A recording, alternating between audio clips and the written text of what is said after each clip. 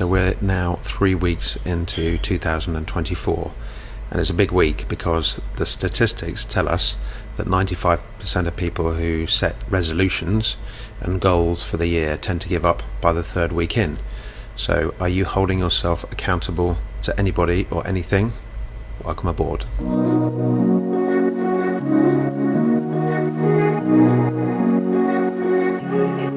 I'm in the executive room of the Meridian Hotel here in Paris, and I'm just thinking about accountability and the steps that I take and I encourage my clients in taking to achieve their goals and to hold themselves up to a level where they're much more motivated to actually continue on through the inevitable thunderstorms of life, of emotional turbulence. And I have 7 points which I try to stick to in terms of achieving my goals, whether it be on that long haul destination to something fantastic in a few years' time, whether it's just a little goal to achieve in the next couple of weeks. I always advise to write any of these questions down. The first one is about setting a time frame, so deciding when we want to achieve a particular goal and why we want to achieve it by that time. And the second one is to ask ourselves why we want to achieve it. What are the real reasons for it? Why do we want to buy into it? The third stage is to ask ourselves what will change as a result of setting that goal and sticking to it, being accountable to it. The fourth one is about benefits.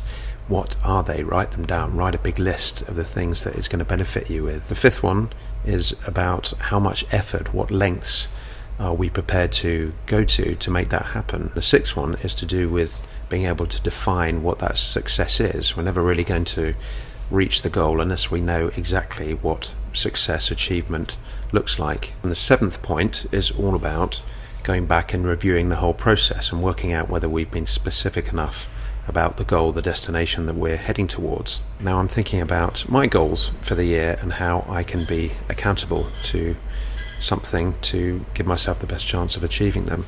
One of the things I've been talking about is my playing guitar and singing in front of other people. And I started in an old folks home with my friend Mike and some other friends just before Christmas. Now he's going to be away in a couple of weeks' time, so he wants me to lead the session on the 1st of February. And do I want to achieve the goal? That's number one. Second one is, why does it matter to me? Well, I don't want to let Mike down. I don't want to let the people in the old folks home down. And thirdly, what will change? Well, it means now that I've had the opportunity to actually lead something myself. That's moving me down that line of self-development. What lengths am I prepared to go to? I need to get my guitar out. I need to practice even when I'm feeling tired, when I've only got 5 or 10 minutes. Other things are on my mind. How do I define my achievement, my success? Of course, it's all about how the residents in the old people's home feel and whether I walk away with a sense of warmth and contribution and connection in my heart as well. And the last part of the process, what I want to achieve on that day, well, I've got 24 songs to learn. I may not get to that stage of learning them off by hand, so I may need to refine those down, just make them a bit more specific so I can concentrate on making each of those songs a little bit better. So enough about me. How about you? How are your resolutions going for the year, your goals for 2024? Maybe like me, when you find that the initial excitement of a new idea in your head, a new goal to set for yourself, a new destination to plan for, once that excitement dies down a little bit, it's very difficult to keep the motivations up. So the question is, who are you holding yourself accountable to? For me, I think about the two priorities in my life, and that's me and my children. So I look at myself in 5 years' time as somebody who's got more experience, who's discovered a little bit more, who's got a little bit more wisdom.